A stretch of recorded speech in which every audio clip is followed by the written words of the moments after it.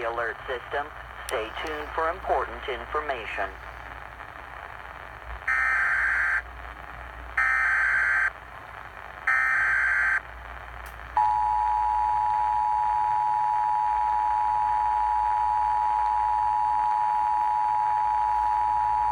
This station is activating the Houston Area Emergency Alert System at the request of the National Weather Service in League City because of a severe thunderstorm warning for southeastern Colorado, Wharton County, south central Austin County, western Fort Bend County, west central Brazoria County, and Matagorda County, in effect until 11:45.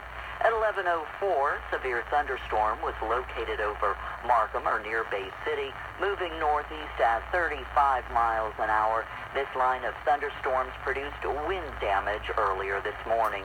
Again, a National Weather Service warning for a severe thunderstorm warning. This concludes activation of the Houston Area Emergency Alert System.